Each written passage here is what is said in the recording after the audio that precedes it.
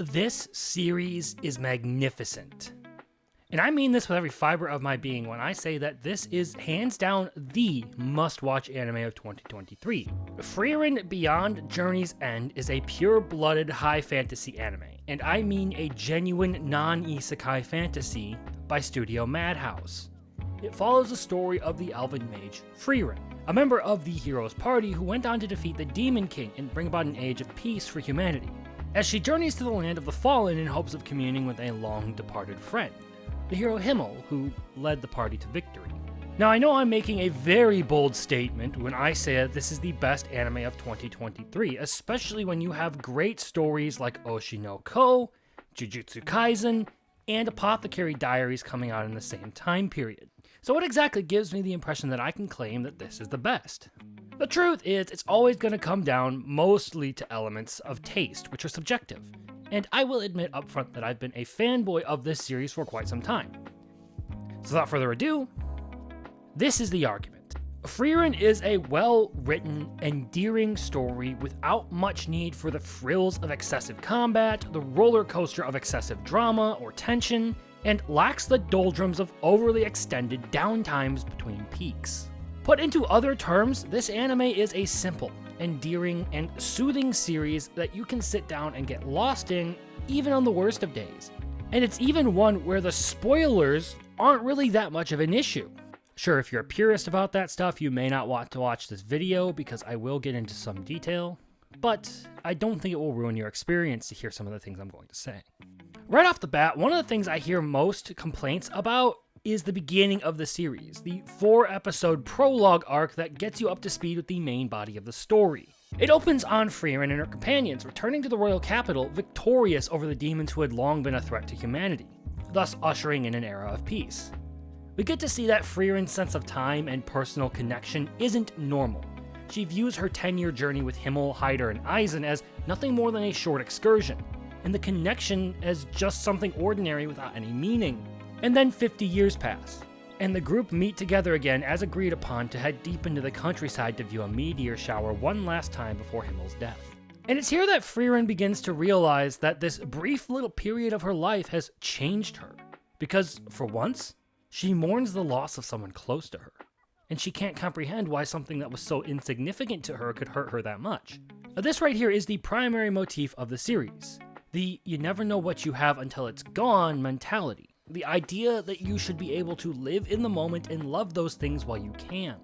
The next 3 episodes in the series, leading up to episode 4, demonstrate just how much this journey has changed Frieren, as you get to see her sort of reflect on her actions, take more care of her former comrades, and even go out of her way to help them and some people that they're involved with. This, of course, leads Frieren to taking on an apprentice while she's doing a favor for the party's priest, Hyder. In the end, she ends up spending Hyder's last days with him, and takes Fern on as a permanent apprentice and travel companion. The big argument against this section of the series is that it's slow and a little bit boring and that you have to force yourself through it, quote unquote. But I never found that. In fact, what I found was this was a good way of transitioning from the point at which Frieren is a part of the hero's party to her new journey with Fern. It also immediately shows us that she's already reflected and been changed by her time with Himmel. So yes, it moves the story along quite well. I think it's handled very nicely. For the rest of the anime, we get to see Frieren on a new journey to the north, reflecting on all the insignificant moments in her journey to defeat the Demon King that had lasting impacts on her. It's something I think we can all relate to. The nostalgia of reliving some of our favorite moments, enjoying little insignificant moments in life. Looking back on the happy times we spent with the people we love. It's somber and nostalgic, yet at the same time, very positive and heartwarming. Frieren doesn't look back with a sense of sadness or regret. She looks at it with joy that she got to experience those things. It makes this series an overwhelmingly sweet and happy experience with a light splash of humor mixed into it to make the whole thing just pop a little bit more. And that's one thing I will comment on. Frieren's brand of humor is pretty light. They're mostly small jokes and little bits of humor, nothing grand or laugh your ass off. I think another aspect that makes this journey more endearing is the constant paralleling and contrasting of Frieren's journey with the hero's party and her ongoing journey afterwards accompanied by Frieren and Stark. There's about 80 years between the end of her first journey and the beginning of her second, and the way the world has changed, all while staying the same, is a good point at which Frieren is able to reflect upon the things she did with Himmel while also imparting those same experiences onto her new companions. You get to see a more emotionally in tune Frieren trying her best to form connections with her student Fern, although her ineptitude when it comes to interpersonal relationships is certainly the bane of that, and how that all compares to her experiences with Himmel. Each event is marked by a reflection upon the past, and what it truly meant to her now that she's somewhat removed from those situations. And now, there's two other points I would like to touch on. The first being the use of flashbacks. Now, look, as a Naruto fan, excessive flashbacks tend to be frustrating, inducing a sort of cringe at remembering a certain section of that story. However, this series makes pretty good use of them.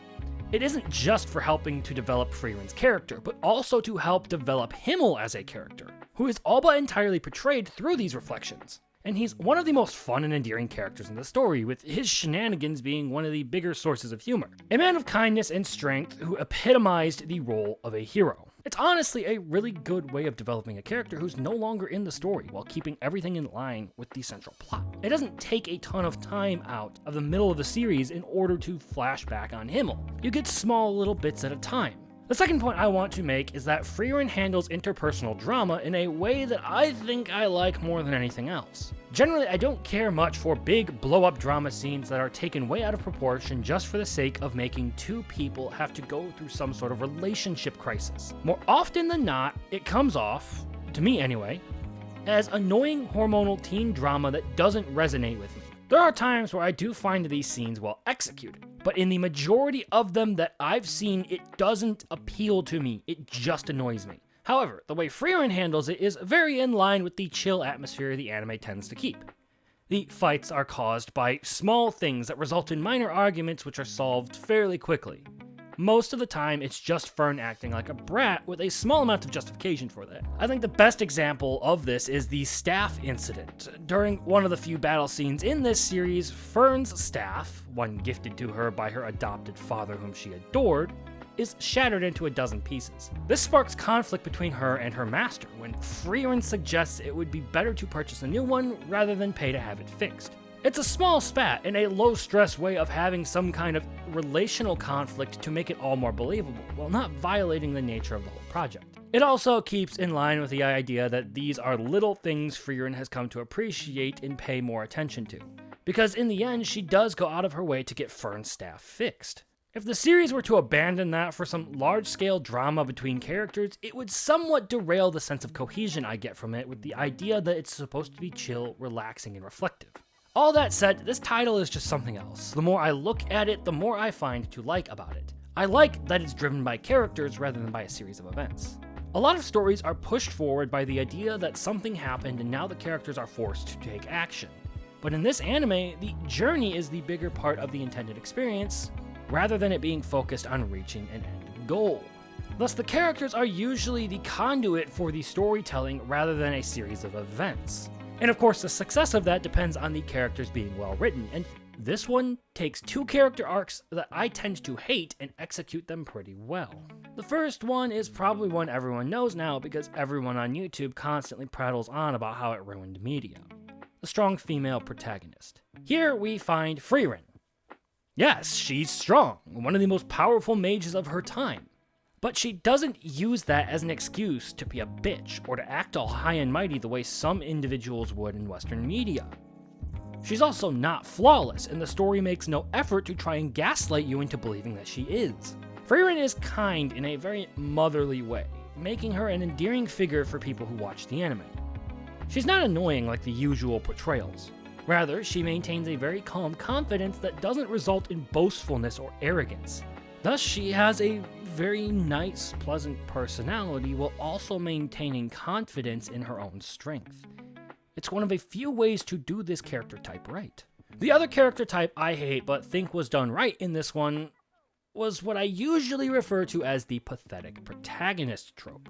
Though in this case, Stark really isn't the main character. If you don't know, Stark is a very cowardly warrior. This is an archetype I see way too much in anime. where the main character is an absolute wimp who needs a crutch in order to make him a viable fighter. Think Zenitsu, how he needs to be put to sleep, Takemichi only being good as a punching bag, or Arajin from Buchigiri needing the magic of the genie. But Stark is much different. Sure, he's a coward who will try to weasel his way out of a direct fight because he's scared. But when it comes time for him to draw his axe, he's got moves. He's afraid to fight, but once he's in the moment, his fear goes away and he doesn't need some sort of crutch like extra help or being unconscious in order to do his part. He will fight, and well at that. He's a badass with a bit of a skewed perception of his own ability. Plus, he's also a very kind-hearted person who usually is caught wandering towns, lending hands to everyone he meets who needs it.